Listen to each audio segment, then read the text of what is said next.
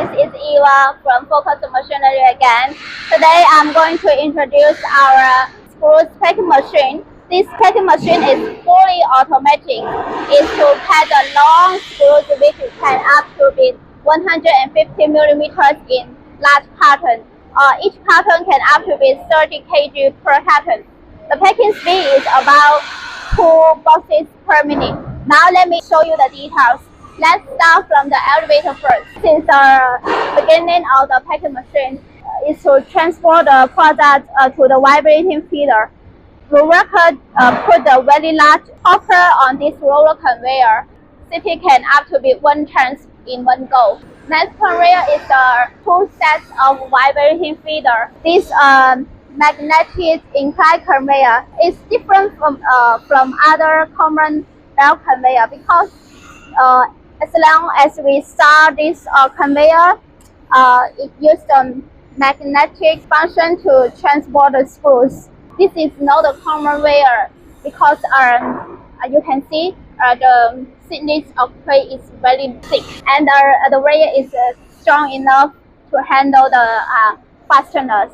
And you can see this linear plant is the V shape because the screws is very long, and if we use the flat ties, it's too heavy to bear the weight. So we use the V shape and protect the linear plant better, and the shelf life is longer. This is the carton erector. Here, people need to put about 100 to 200 pieces of empty box here.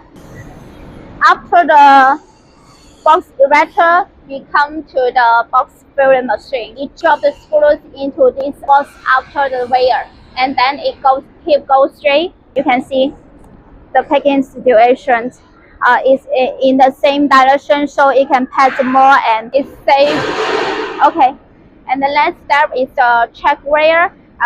If the weight is overweight or shortage weight, wire will alarm and remind your people to check the situation. You can take it away or just put some screws or just take some screws out of the carton so it can keep going on.